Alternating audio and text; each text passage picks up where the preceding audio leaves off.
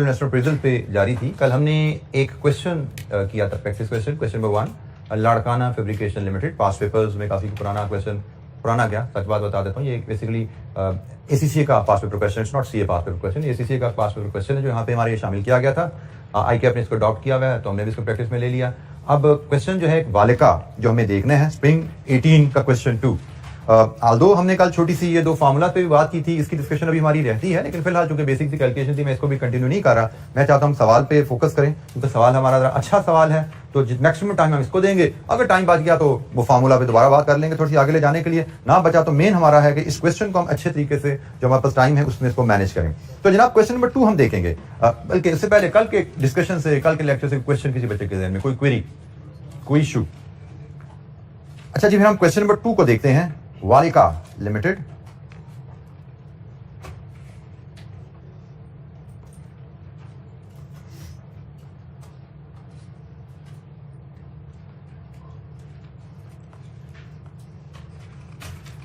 Spring 18 question 2। इसके 2 parts हैं जी। पहला पार्ट हम अभी डिस्कस नहीं कर सकते क्योंकि ये एरिया हमने कवर नहीं किया।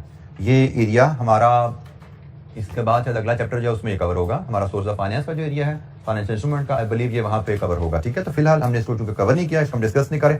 अदरवाइज जस्ट बुकिश डिस्कशन, जो हम एज इट इज, ये जो रिक्वायरमेंट में बात है एज इट इज हमने क्लासरूम में इसको डिस्कस करना है इंशाल्लाह जब उस चैप्टर पे आएंगे। हम फिलहाल पार्ट बी पे बात करते हैं, जो है जी 17 मार्क्स का। ये हमें सेक्शन, आप कह लें कि हमारे हिसाब से एक फुल फ्लेज क्वेश्चन इसमें हमें एक्सपेक्टेड है, जो मैं सेक्शन बी में। तो on the basis of net present value advise whether VL should invest in the above project, NPV का tool, assume except stated otherwise all cash flows would arise at the end of the year। उसने अगर किसी जगह उसने बताया है कि साल के शुरू में को पैसा आना है तो उसको देख लेना, अदरवाइज जिस साल का पैसा है आप अज्यूम करो साल के एंड पे ही इनफ्लो या आउटफ्लो होगा। अच्छा जी, let's read the question. NPV analysis करना है जी हमने, देखते हैं क्या इसमें इंफॉर्मेशन है और क्या क्या टूल्स हमारे यहाँ पे अप्लाई होने वाले हैं। वालिका limited VL plans to introduce a new product AX which would be used in hybrid cars. Following information is available in this regard. नई प्रोडक्ट इंट्रोड्यूस करने की तैयारी हो रही है जी, हाइब्रिड कार में जो इस्तेमाल होगी। Initial investment in the new plant including installation and commissioning is estimated at 50 million. Plant and machinery installation के साथ 50 million लगेगा। The plant is expected to have a useful life of 4 years and would have an annual capacity of 200,000 units. 4 साल तक इस्तेमाल होगा, 2 लाख तक maximum production जा सकती है इसकी। The demand of AX for the first year is expected to be 180,000 units, which would increase by 10% per annum in year 2 and 3. Year 1 में डिमांड क्या होगी, 2 और 3 में ग्रोथ आएगी। However, in year 4 the demand is expected to decline by 10%. 4 में कम हो जाएगी जाके 10%। बहरहाल देखते हैं इससे हम कैसे लेकर चलेंगे। Contribution margin for the first year is estimated at 100 per unit, which is expected to increase by 5% each year. पहले साल का कंट्रीब्यूशन हर साल 5% से बढ़ेगा। The new plant would be installed at VL's premises, which are presently rented out at 1.8 million per annum. बिल्कुल ठीक है जी, अगर हम ये प्लांट लगाएंगे तो रेंट इनकम फोरगो हो जाएगी, अपॉर्चुनिटी कॉस्ट का कॉन्सेप्ट आएगा। बिल्कुल ठीक कहा आपने बेटा। As per the terms of rent agreement, the rent is received in advance and is subject to a 7% increase per annum. सालाना 7% का इजाफा उसमें आना है रेंट में, और रेंट एडवांस में आता है। Working capital of 10 million would be required at the commencement of the project. Working capital is expected to increase by 10% each year. The new plant would be depreciated at 25% under reducing balance method. Tax depreciation is to be calculated on the same basis. ये भी ख्याल रखना है, बात का question में accounting depreciation, tax depreciation के अलग-अलग रेट दे दिए जाते हैं। हमें टैक्स डेप्रिसिएशन चाहिए होती है क्योंकि हम कैश फ्लोज में से टैक्स डेप्रिसिएशन लेस करते हैं ताकि प्रॉफिट्स आए। अकाउंटिंग डेप्रिसिएशन हमारे किसी काम की यहां नहीं होती, तो यहां पे उसने कह दिया जी 25% है और यही टैक्स डेप्रिसिएशन है। The residual value of the plant at the end of the useful life is expected to be equal to carrying value. ये अब एक थोड़ा नया एस्पेक्ट है, इससे पहले हमने ये नहीं देखा, तो इसको देखते हैं जी क्या करेंगे इसके बाद। कॉस्ट ऑफ कैपिटल भी पता लगी जी, टैक्स रेट भी है, and paid in the year in which tax liability rises. Taxes भी इन्वॉल्व है यहाँ पे हमारे पास, और वर्किंग कैपिटल भी है, ऑपरेटिंग कैश फ्लोज और कंट्रीब्यूशन में इजाफा, एवरीथिंग इज अवेलेबल। मैं चाहूंगा आप 2 मिनट में इसको एक फिर रीड थ्रू कर लीजिए डाटा, ताकि आप इसको एब्जॉर्ब कर लें when we start discussing the solution. Take 2-3 minutes, एक बार रीड थ्रू कर लीजिए सवाल को। Question number 2, वालिका।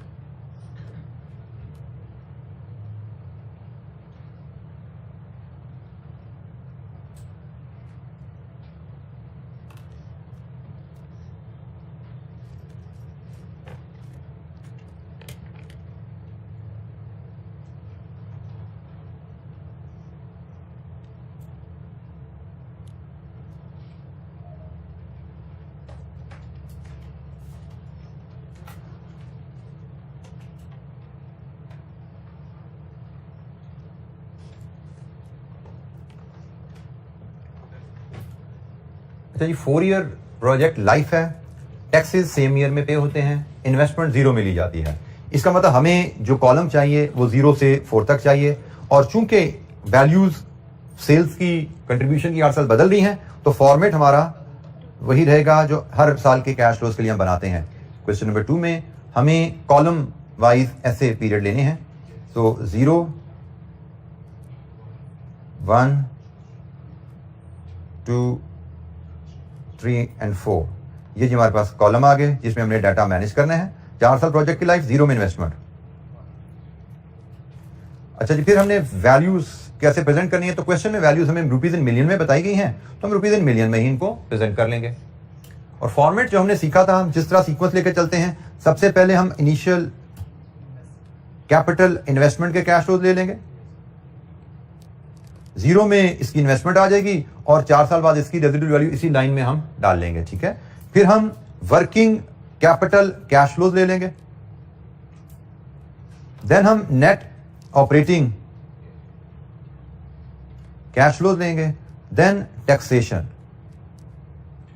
This should give us net project cash flows. मैंने 1-2 लाइन छोड़ दी, इन केस मुझसे कमीशन हो जाए तो हम उसको इनकॉर्पोरेट करें। आपको भी एज हैबिट ऐसे ही चलना है, बेशक हर वैल्यू एक लाइन छोड़ के लिख लीजिए, वो तो बहुत ही अच्छी बात है, बट अदरवाइज ऐसे जैसे टेबल क्लोज कर रहे हैं तो लाइन छोड़ के चलना ये भी बेनिफिशियल रहता है, यूजफुल रहता है।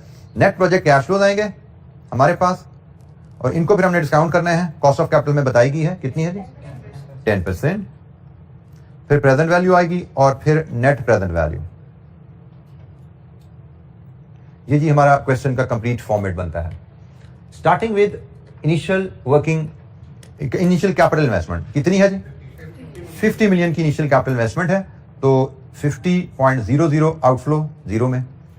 इसकी रेजिडुअल वैल्यू उसने कहा कैरिंग अमाउंट के बराबर होगी, तो कैरिंग अमाउंट तो डेप्रिसिएशन की कैलकुलेशन के बाद पता लगेगी, और डेप्रिसिएशन की कैलकुलेशन हमने इसके लिए करनी है, तो हम इस वैल्यू को भी होल्ड करते हैं। जब डेप्रिसिएशन की कैलकुलेशन करेंगे फिर इसकी रेजिडुअल वैल्यू ले आएंगे। तो हम वर्किंग 1 बना लेते हैं वर्किंग कैपिटल कैश फ्लोज के लिए।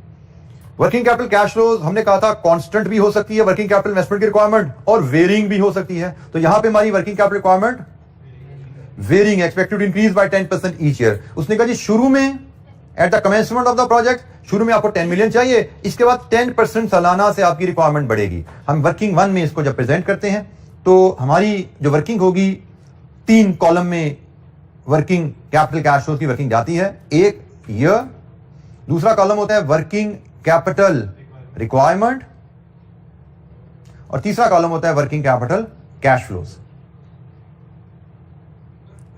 और ये कैश फ्लोज की वैल्यू है जो हम लेके जाते हैं अपने टेबल में एक्सटेंड करते हैं।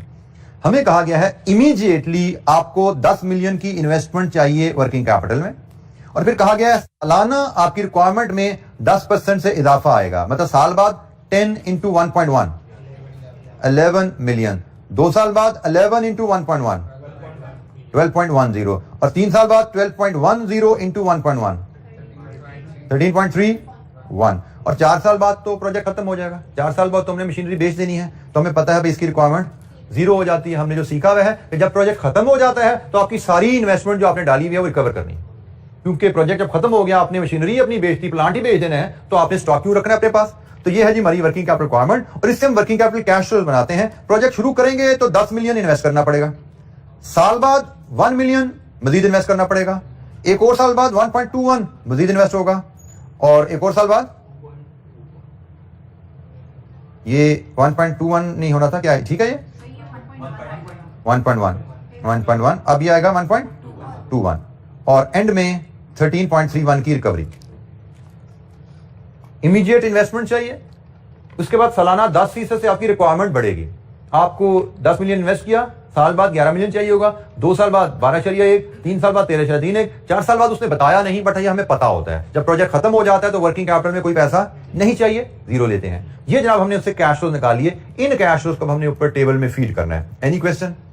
वर्किंग कैपिटल रिक्वायरमेंट से वर्किंग कैपिटल कैश फ्लोज बनाते हैं। वर्किंग कैपिटल कैश फ्लोज को हम अपने एनालिसिस में यहां पे शो करते हैं। Working capital investment initial 10 million, then 1 million, then 1.1 million, then 1.21 million, and then 13.31 की रिकवरी। ये वर्किंग कैपिटल कैश फ्लोज आ गए हमारे पास। अच्छा जी, इसके बाद नेट ऑपरेटिंग कैश फ्लो की कहानी है कि जब हम बिजनेस मतलब नेट ऑपरेटिंग कैश फ्लो से मुराद बिजनेस के रेवेन्यू और कॉस्ट का हिसाब किताब लगाओ। तो बिजनेस के रेवेन्यू और कॉस्ट का हिसाब लगाने के लिए हम इधर अगर डाटा पे आए तो रेवेन्यू माइनस वेरिएबल कॉस्ट, उसने एक हमें कंट्रीब्यूशन की फिगर बताई हुई है, ये जी उसने contribution margin for the first year बताई हुई है, ये रेवेन्यू माइनस वेरिएबल कॉस्ट होगी पर यूनिट। और फिक्स्ड कॉस्ट की मद में उसने सिर्फ हमें एक वैल्यू दी हुई है, रेंटल फॉरगोन, इसके अलावा उसने कोई फिक्स्ड कॉस्ट हमें क्वेश्चन में जिक्र नहीं किया हुआ। ठीक है, तो हमें ऑपरेटिंग कैश फ्लोज में कंट्रीब्यूशन पर यूनिट दिया है, यूनिट्स वॉल्यूम निकालना पड़ेगा, और ये फिक्स कॉस्ट की मद में 1.8 मिलियन दिया हुआ है। इस डाटा को लेके हम ऑपरेटिंग कैश फ्लोज डिटरमिन करते हैं। जरा ऑपरेटिंग कैश फ्लोज के लिए हम वर्किंग टू बनाते हैं। जरा वर्किंग टू, 4 साल कारोबार है तो पहले जरा हम शुरू करते हैं 4 सालों के हिसाब से डाटा लेके।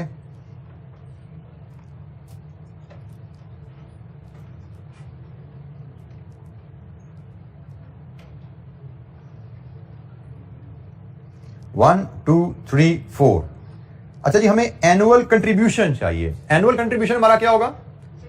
Sales into contribution per unit, sales into contribution per unit. तो सेल्स हमारी कितनी होगी उसके लिए उसने हमें डिमांड का एक डाटा बताया था।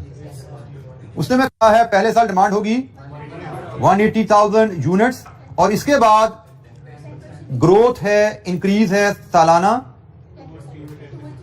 2 और 3 में 10% का इजाफा है। तो जनाब ये 2 और 3 में 10% इंक्रीज है, तो पहले उसको इनकॉर्पोरेट कीजिए 198,000 एंड 217,800, और 3 में ईयर 4 में 10% डिक्रीज है।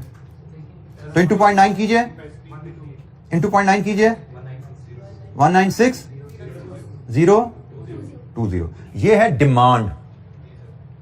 बट डिमांड का मतलब ये नहीं कि हम ये यूनिट बेच पाएंगे, क्योंकि हमारी तो कैपेसिटी है 2 लाख की। तो इस डिमांड के अगेंस्ट अब हम सेल्स डिटरमिन करेंगे। हमारी जो सेल्स होंगी मैक्सिमम 200,000 तक जा सकती हैं। इसका मतलब पहले साल 180 हम बेच लेंगे, दूसरे साल 198 बेच लेंगे, तीसरे साल हम 200,000 बेचेंगे, और चौथे साल भी हम 196,020 बेच लेंगे। ये है जी हमारी डिमांड मार्केट में क्या होगी। और हम डिमांड तो टू द एक्सटेंट ऑफ अपनी कैपेसिटी फुलफिल कर सकते हैं। हमारी कैपेसिटी 2 लाख है, डिमांड बेशक 4 लाख पे चली जाए, हमारी कैपेसिटी जब 2 लाख की, हम 2 लाख से ऊपर नहीं जाएंगे। तो जनाब हमने डिमांड मार्केट की देख ली, और इसमें से हम कितनी कैटर कर पाएंगे वो डिटरमिन कर लिया।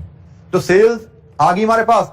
इसके बाद हम इसको मल्टीप्लाई करेंगे कंट्रीब्यूशन पर यूनिट से, जो कि पहले साल का उसने बताया है रुपीज में 100 है, और ऑनवर्ड हम लेंगे लास्ट ईयर कंट्रीब्यूशन इंटू 1.05, ऐसे ही है। तो जनाब नेक्स्ट ईयर होगा ये 105, नेक्स्ट ईयर 110.25, नेक्स्ट ईयर 121.28। लीजिए जी, यहां से अब आप लेंगे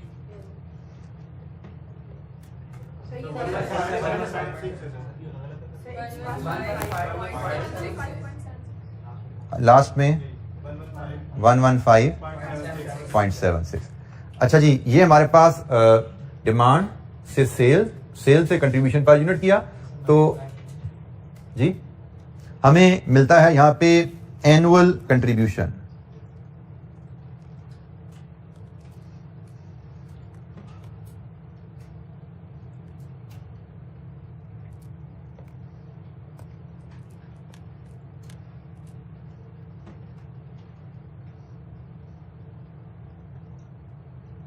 जी एनुअल कंट्रीब्यूशन, अब ये आप रुपीज इन मिलियन में बता दिएगा, सारा डाटा रुपीज इन मिलियन में दे रहे थे। तो रुपीज इन मिलियन में जाने का तरीका क्या होगा, इसको आप 0.18 फीड कर दीजिए, 0.18 मिलियन यूनिट्स हो गया ना, तो 0.18 into 100 rupees in million, 18 million का कंट्रीब्यूशन आया जनाब पहले साल। दूसरा साल 7079, 2 डेसिमल तक लिख रहे हैं जी rupees in million. Next 22.05, last one 22.69। ये जी हमारे पास एनुअल कंट्रीब्यूशन आ गया जो हम इस प्रोजेक्ट से जनरेट करेंगे। अब इसके अलावा एक और आइटम है, that is rental income forgone. Rental income forgone ये हमारी अपॉर्चुनिटी कॉस्ट है, जैसे हमने डिस्कस किया था by term, this is our opportunity cost. उसमें कहा है ये जो हमने रेंटल इनकम हमारी है ये हमें एडवांस में मिलती है, रेंटल इनकम हमें एडवांस में मिलती है। The new plant would be installed at real premises which are presently rented at 1.8, उससे हम आज 1.8 मिलियन वसूल करते आए हैं। As per the term of the rent agreement, the rent is received in advance and is subject to 7% increase per annum।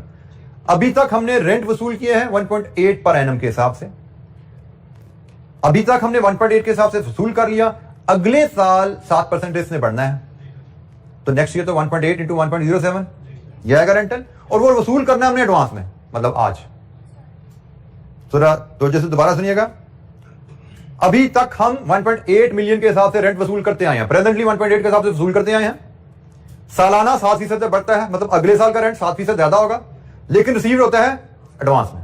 तो भाई advance का मतलब तो आज हो जाता है, यहां पे हमें एक और कॉलम डालना है जीरो का, यहां पे हमें एक कॉलम जीरो का और ऐड करना है, तो ये जीरो का कॉलम यहां पे हम ऐड करेंगे, और हमारा जो रेंटल इनकम की वर्किंग है हमारी 1.8 into 1.07 raise to power n, ये वर्किंग है जी हमारी। तो बताइए पहला रेंटल हमारा जो आएगा 1.8 इंटू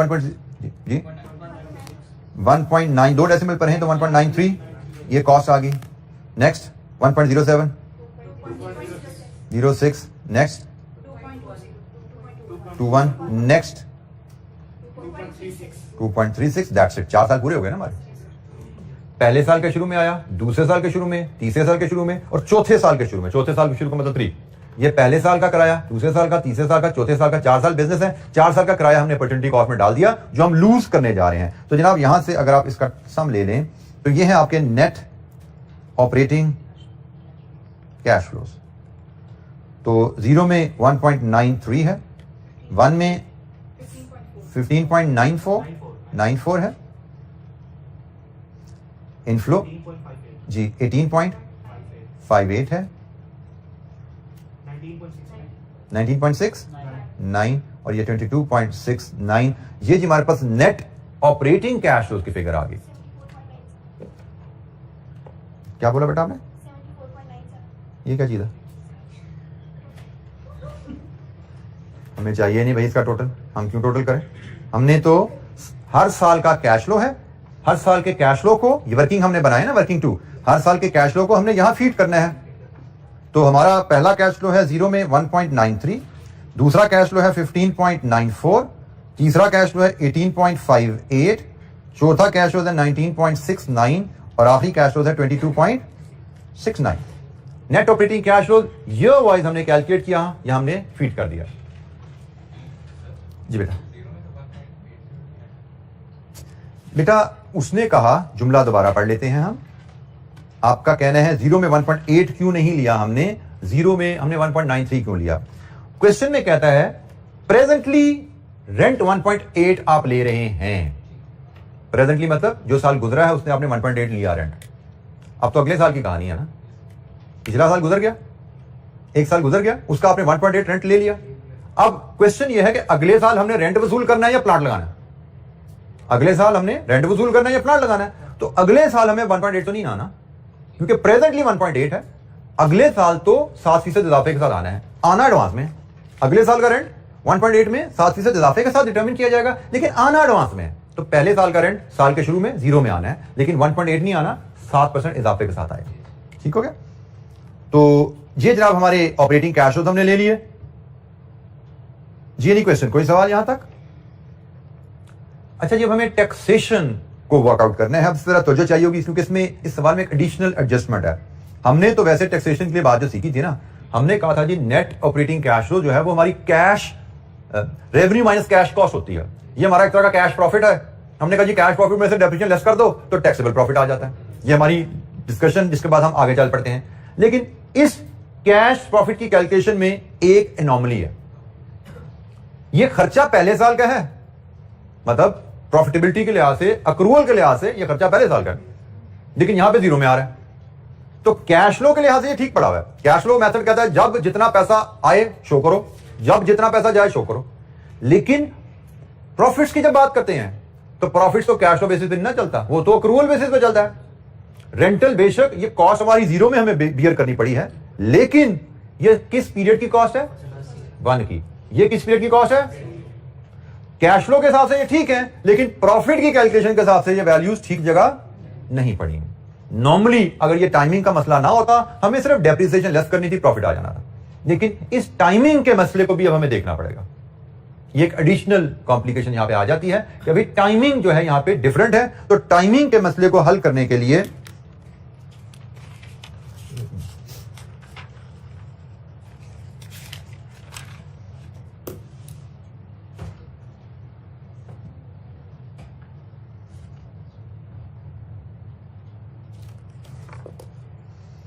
तो टाइमिंग एडजस्टमेंट हम इसको लिखते हैं कि time adjustment of rent cost for profit calculation वापस। वो टाइमिंग एडजस्टमेंट क्या होनी है कि भाई यहां से 1.93 को रिवर्स करो और यहां पे 1.93 को लेस करो, इधर से 2.06 को रिवर्स करो और यहां पे 2.06 को लेस करो, इधर से 2.21 को रिवर्स करो, ऊपर लेस हुआ है इसको वापस करो और ये 2.21 यहां पे लेस कर दो और यहां पे 2.36 को रिवर्स करो और ये 2.6 को यहां पे माइनस करो। तो ये हमने टाइमिंग की एडजस्टमेंट डाली है कि भाई प्रॉफिट एंड लॉस की कैलकुलेशन के हिसाब से जो 1.93 है ये पहले साल का रेंटल है, पहले साल का रेंटल है तो उसको पहले साल में शो होना चाहिए एंड सो ऑन।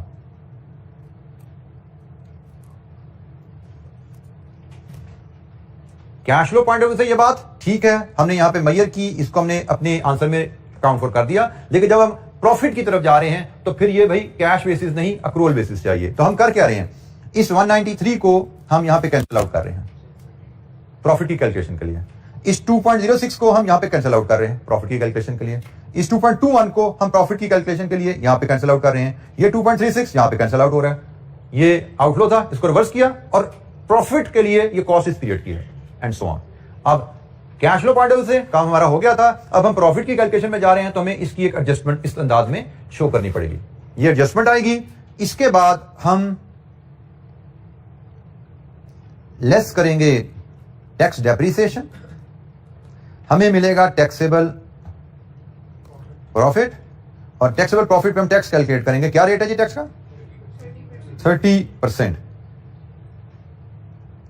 हमें डेप्रिसिएशन की कैलकुलेशन करनी है, ये हम वर्किंग नंबर 2 कर रहे थे, वर्किंग 2.1 में जाते हैं, डेप्रिसिएशन की कैलकुलेशन करते हैं।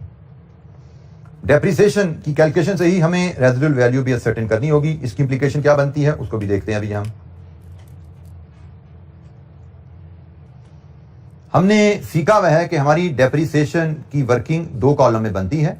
एक कॉलम होता है टैक्स डेप्रिसिएशन का,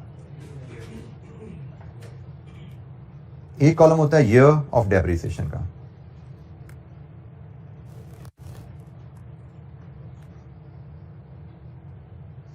हमारी इनिशियल इन्वेस्टमेंट जिस पे डेप्रिसिएशन हमें अलाउ होनी है वो है जी 50 मिलियन। तो हमारी initial investment reducing balance method से रुपीज इन मिलियन में ये वर्किंग कर रहे हैं। 50 मिलियन पे हमें डेप्रिसिएशन अलाउ होनी है और क्या रेट है डेप्रिसिएशन का? 25% रिड्यूसिंग बैलेंस। कितना आया? 12.50। पहली डेप्रिसिएशन 1 में, 2 में, 3 में, लाइफ कितनी है जी? 4 साल। तो जनाब आखिरी डेप्रिसिएशन यहां पे आनी है। अब तो जो कीजिएगा, हम पहले क्या कर रहे थे, हमें रेजिडुअल वैल्यू क्वेश्चन में गिवन होती थी, हम initial investment minus residual value करके अलाउबल डेप्रिसिएशन लाते थे और बाकी डेप्रिसिएशन कंप्लीट करते हुए आखिरी साल बैलेंसिंग ले लेते थे। अब हमें रेजिडुअल वैल्यू गिवन है? रेजिडुअल वैल्यू गिवन नहीं है। जब रेजिडुअल वैल्यू गिवन नहीं है तो आप total depreciation, allowable depreciation calculate नहीं कर सकते, आप बैलेंसिंग डेप्रिसिएशन कैलकुलेट नहीं कर सकते। जब रेजिडुअल वैल्यू गिवन ना हो, आप हर साल में आखिरी साल में भी रिड्यूसिंग बैलेंस डेप्रिसिएशन लेते हो। जब आपको रेजिडुअल वैल्यू ही नहीं अवेलेबल तो बैलेंस डेप्रिसिएशन हो ही नहीं सकती, तो आप आखिरी साल तक रिड्यूसिंग बैलेंस डेप्रिसिएशन लेते हो और उसका तरीका है जैसे 12.50 का 75%। कितना जी? 38 कर लें, 9.38 का 75%, 7.03 और 7.04, 7.04 का 75%, 5.28।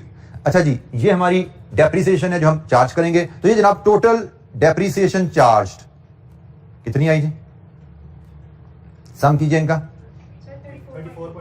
34.20। अब इसमें से कॉस्ट 50 मिलियन को अगर एडजस्ट करें तो हमें मिलती है WDV 15.8, और यही WDV जो है यही हमारी रेजिडुअल वैल्यू है, हमें यही कहा गया है। तो यहां से हमने डेप्रिसिएशन भी पिक कर ली जो प्रॉफिट की कैलकुलेशन में यूज होनी है, और यहां से हमने रेजिडुअल वैल्यू भी पिक कर ली वर्किंग 2.1 से। तो रेजिडुअल वैल्यू को हम जाके फीड करते हैं ऊपर, पहले 15.8, यहां पे जी ये 15.8 आ गई रेजिडुअल वैल्यू वर्किंग 2.1 के रेफरेंस से। और अब हम डेप्रिसिएशन को इधर फीड कर लेते हैं। तो ये जी डेप्रिसिएशन की वर्किंग 2.1 से हमें आनी है। पहले साल की डेप्रिसिएशन 12.5, दूसरे साल की 9.38, तीसरा साल 7.04, चौथा साल 5.28। लीजिए जी, अब आप अपने प्रॉफिट्स डिटरमिन करेंगे। ये कॉलम तो आपने जीरो कर दिया हुआ, आपने सारा कॉलम का सम करना है। ये कॉलम जीरो हो गया, यहां से लेकर यहां तक सम कीजिए, बताइए जी क्या रहा है। ये मैंने ये डेफिनेटली ये कटिंग नहीं है। अब ये 15.94 माइनस 1.93 प्लस 2.06 माइनस 12.5 कितना जी 3.5। सॉरी, हम टैक्सेबल प्रॉफिट्स ले रहे हैं बाय मिस्टेक, हम अभी टैक्सेबल प्रॉफिट्स कैलकुलेट कर रहे हैं। टैक्सेबल प्रॉफिट यहाँ पे जीरो है जी, और ये 3.57 ठीक हो गया जी। 9.35 12.80 15.05।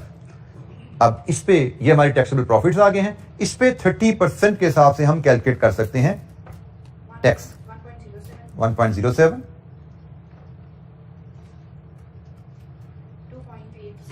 2.81 जी, 3.84, 5452। लीजिए जी, हमारे पास टैक्सेस आ गए हैं, और ये टैक्सेस हमने अब पे करने हैं सेम ईयर में। यही लिखा हुआ है, taxes are paid in the same year. तो इन टैक्सेस को 1 से 4 तक के जो टैक्सेस हैं ये भी वर्किंग 2 से ही हम लेके आ रहे हैं। इनको हम 1 से 4 तक पे करेंगे। पेमेंट 1.07, आउटफ्लो शो होती है 2.81, 3.84 एंड 4.52। लीजिए जी, नेट कैश फ्लोज सम कीजिए 10% डिस्काउंट करके। फाइनल एनपीवी की फिगर मेरे साथ शेयर कीजिए, क्या आ रही है फाइनल एनपीवी फिगर आप शेयर करेंगे मेरे साथ।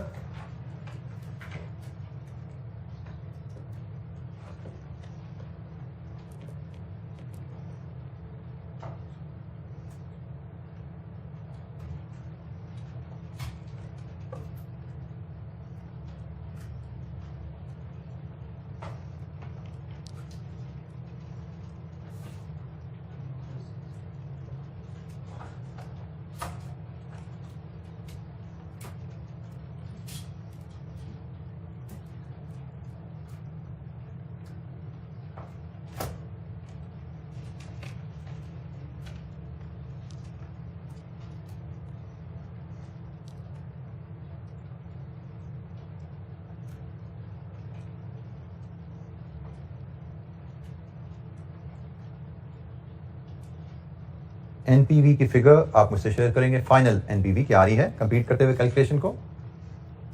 हर कॉलम का सम करना है। डिस्काउंट फैक्टर 10% पे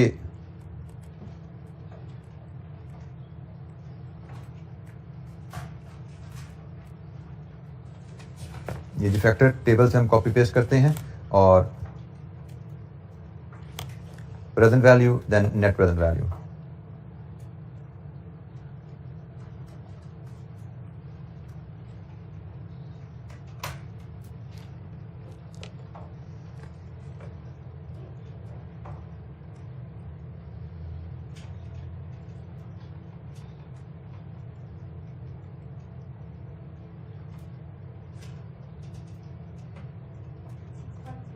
$6.08 रुपीज इन मिलियन में। This is positive.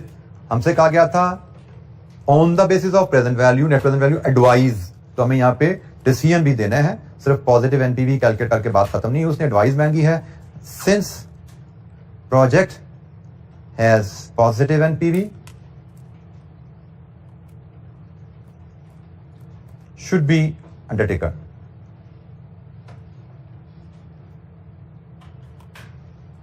आखिरी एक डिसीजन लिखने का गालबन एक नंबर यहां पे होगा थर्ड डिसीजन लिखने का, क्योंकि प्रोजेक्ट फीजिबल है, so it should be undertaken.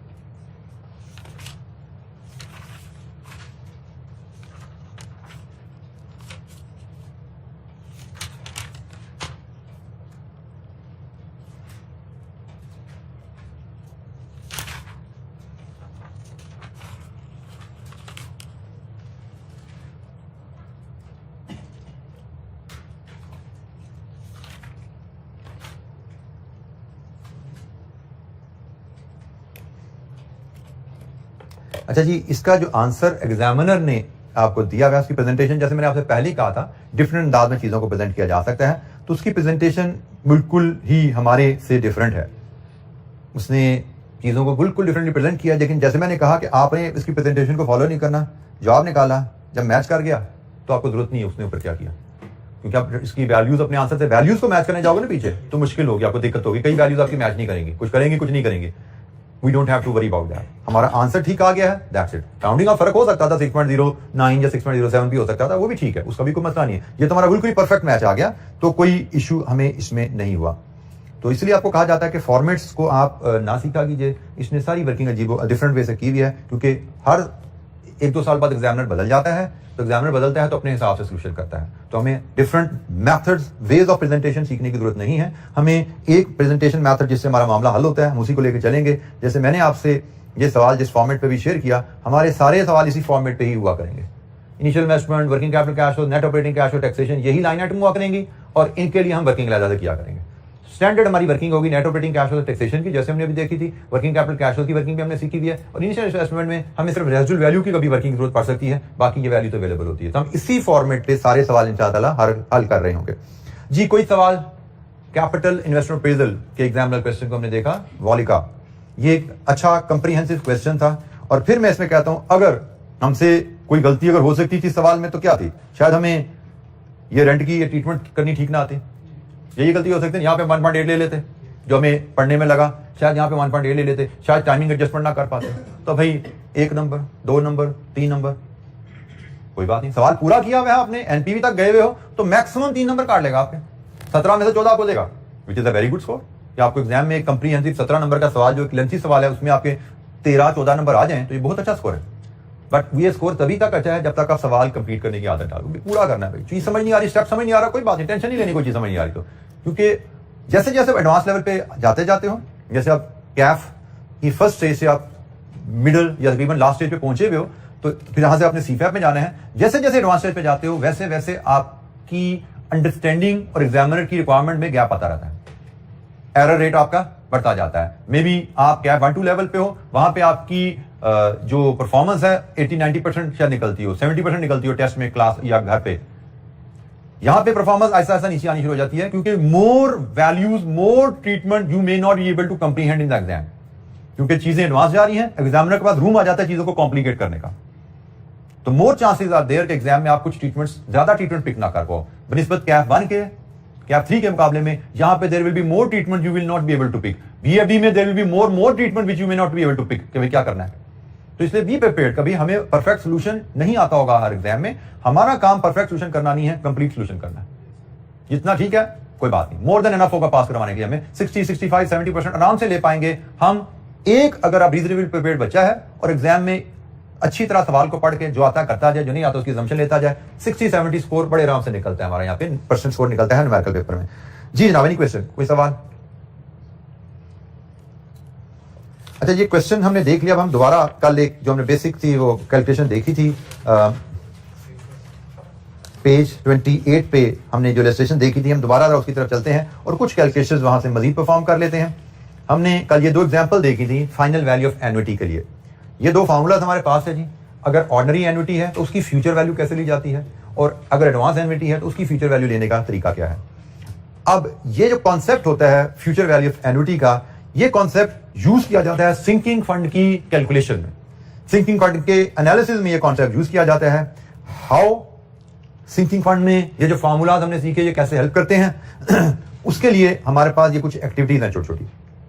Let's perform these activities इन्हीं फार्मूला की मदद से और फिर देखते हैं कि क्या हमें यहां पे किस तरह इन फार्मूलाज को यूज करना है। छोटी छोटी एक लाइन की कैलकुलेशन है।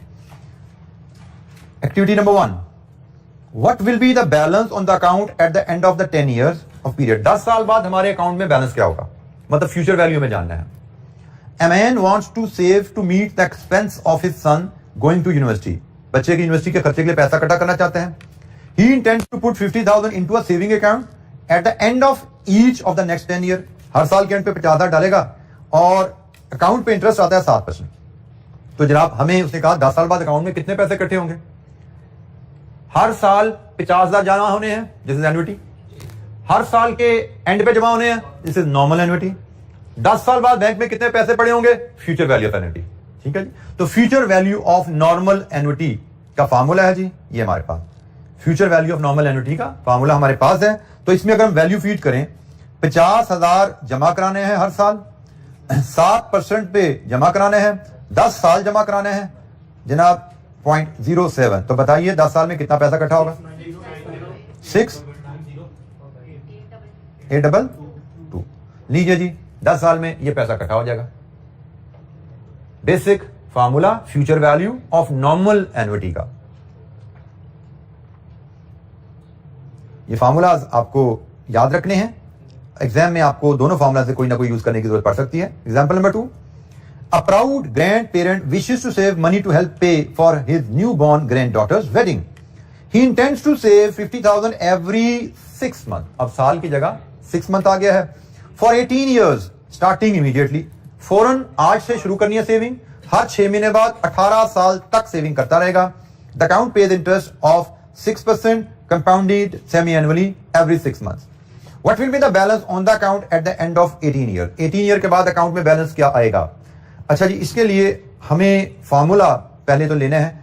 तो बेशक 6 मंथली इंटरवल है लेकिन पैसा जा रहा है एडवांस में। इसका मतलब ये फार्मूला लगेगा एडवांस वाला फार्मूला, जिसके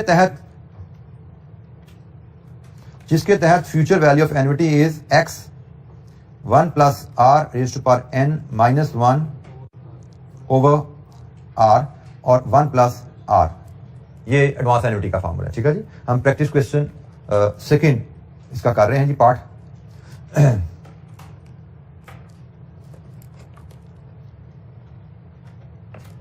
x हम कितने पैसे जमा कराना चाह रहे हैं, 5,000। अब पैसे चूंकि हम 6 मंथली जमा करा रहे हैं तो इसलिए हमें रेट को भी 6 मंथली बनाना पड़ता है। जब भी आपको बैंक का इंटरेस्ट रेट दिया जाता है वो सालाना रेट होता है। यहां पे उसने बताया हुआ है कि हमारी इन्वेस्टमेंट होनी है 6% पे, लेकिन कंपाउंडेड सेमी एनुअली। 6% रेट हमेशा एनुअल होगा और कंपाउंडेड सेमी एनुअली का मतलब 3% 6 महीने बाद और 3% 6 महीने बाद। Rates are always annual. 6% compounded semi annually का मतलब 6% के साल में 2 पेमेंट्स होंगी, 3।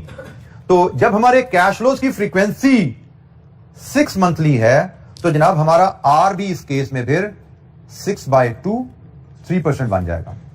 और जब हमारी कैश फ्लोज की फ्रीक्वेंसी 6 मंथली है तो फिर हमारी एन भी 6 मंथली पीरियड्स बन जाते हैं। 18 ईयर्स इंटू 2 36 पीरियड्स।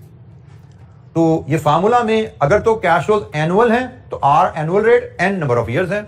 अगर कैश फ्लोज में कैश फ्लोज 6 मंथली है तो आर 6 मंथली रेट और n number of period 6 monthly बन जाते हैं। तो putting in the values 1.03 raised to power 36 over 0.03 कितने पैसे इकट्ठे होंगे जी, 1.03।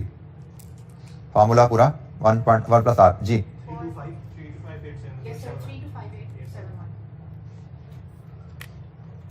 अगर नॉन एनुअल कैश फ्लोज हो उनको कैसे डील करने हैं, जो कैश फ्लो की फ्रीक्वेंसी है उस फ्रीक्वेंसी के हिसाब से आर को भी एडजस्ट करना है, उस फ्रीक्वेंसी के हिसाब से एन भी मेजर करना है। अगर सालाना कैश फ्लो है तो n is years, 6 monthly cash flow है तो n is 6 monthly periods, quarterly cash flow है तो एन इज क्वार्टरली पीरियड्स। तो हमारे पास यहां पे 18 साल में 6 मंथली 36 इन्वेस्टमेंट्स आएंगी और 6 मंथली रेट हमारा 3% आता है। जी एनी क्वेश्चन, कोई सवाल? एक और छोटी सी कैलकुलेशन इसी तरह की 3। अब ये प्रॉपर सिंकिंग फंड का कॉन्सेप्ट है। हमने पहले फॉर्मूले की एप्लीकेशन फ्यूचर वैल्यू के कॉन्सेप्ट में सीखी, अब ये सिंकिंग फंड के कॉन्सेप्ट में बात आई है, उसका प्रॉपर आपकी अंडरस्टैंडिंग यहां पे मिलेगी। A business wishes to start a sinking fund to meet a future date repayment of 100 million due in 10 years. 10 साल बाद 100 मिलियन का डेट रीपे करना है, कंपनी चाहती है, इसके लिए हम सिंकिंग फंड बना रहे हैं। सिंकिंग फंड से मुराद एक ऐसा बैंक अकाउंट खोला जाए जिसमें रेगुलरली एक अमाउंट हम डालते रहें ताकि 10 साल में हमारे पास वहां पे 100 मिलियन पूरे हो जाएं लोन रीपे करने के लिए। तो what fixed amount must be invested every 6 months if the annual interest rate is 10% compounded semi annually if the first payment is to be made in 6 month. उसने कहा जी पहली पेमेंट हम 6 महीने बाद करेंगे, एवरी 6 मंथ्स 10 साल तक हम पेमेंट करते रहेंगे और हमें उस पेमेंट पे डिपॉजिट पे 10% इंटरेस्ट मिलेगा। हम 6 मंथली पेमेंट क्या डिपॉजिट करवाएं। अब इस केस में future value of the annuity available है, एक्स निकालना है हमने, ठीक हो गया। तो ये बेसिकली सिंकिंग फंड का बेसिक मकसद यही होता है कि इस फॉर्मूले को जो हमने सीखा उसका असल इस्तेमाल यही बनता है जो एग्जाम्पल 3 में हम सीख रहे हैं। तो एग्जाम्पल 3 में जब हम जाते हैं तो हमें फॉर्मूला तो लगाना है नॉर्मल एन्युटी के सम। कैसे है जी? क्योंकि पहली हमारी पेमेंट 6 महीने बाद जानी है ना, तो 1 + r raise to power n - 1 over r, ये हमारा फार्मूला है। और इस फार्मूला में हमें वैल्यूज अगर फीड करें तो हमें फ्यूचर वैल्यू 100 मिलियन चाहिए। हम इतने कितने पैसे जमा कराएं कि 10 साल बाद 100 मिलियन इकट्ठे हों। x is unknown thing for us. r यहां पे कितना आएगा? 10% पर एनम है, तो हमने 6 मंथली इन्वेस्टमेंट है तो ये 5% है और 10 ईयर्स में 26 मंथली पीरियड होते हैं। तो जनाब solve this for x। x is 3 9। ये है जी आपका x। आपको 6 मंथली इतने पैसे बैंक में डिपॉजिट करवाते रहने हैं, जहां पे 10% पर एनम इंटरेस्ट रेट है। हर 6 महीने बाद इतने पैसे जमा कराएंगे, 10% कंपाउंडेड 6 मंथली से इनकम आती जाएगी और इस तरह 10 साल बाद 20 पेमेंट्स के ऊपर आपके पास 100 मिलियन इकट्ठे हो जाते हैं। This is the concept of sinking fund कि कितने पैसे हम रेगुलरली जमा कराएं कि हमारी रिक्वायरमेंट पूरी हो जाए।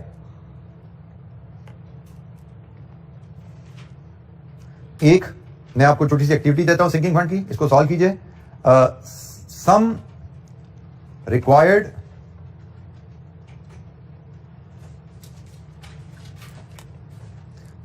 required after 15 years is 15 million. Interest rate offered on sinking fund 20% per annum compounded quarterly। ठीक होगा जी। What